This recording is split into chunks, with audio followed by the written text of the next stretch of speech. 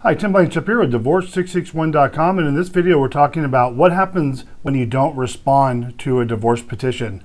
So when you're served, you generally have 30 days to file your response, but many times it may not be necessary. I want to give you a few examples. I'm not telling you not to respond. I'm telling you in certain circumstances it might make sense not to respond. So when we handle our divorce cases, we frequently will not have the other party respond. This is because they are in agreement, they both have hired us to assist them, and we're trying to save them some money on fees.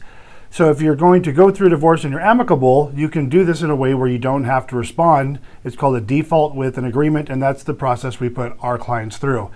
Now, one other thing I want to touch on, if you do not file a response, the other answer to this question is the party who filed and who served you can get exactly what they asked for in the petition, and that's all. So many times when people say, Tim, I was served and 30 days have passed and I'm concerned if I don't respond, the summons says they're going to get everything they want. That's true, but they're only going to get everything they want and which they included in the petition. So for example, if you did not list any information as far as assets or debts in the petition, you can't ask for any assets or debts in your default judgment. So you'd have to refile and amend your petition. So it becomes a problem on the default cases.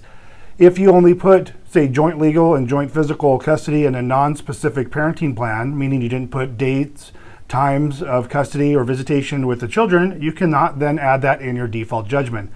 So many times when people call me and say, Tim, my spouse didn't respond, I want to file a default. And I'll ask them first, are you in agreement? And if they are, then we will do it as a default with agreement. Because many times when it's a true default where the other party is not participating at all, once I look at the petition, I'll inform the client that we could file the default, but this is the limitations in what you can ask for.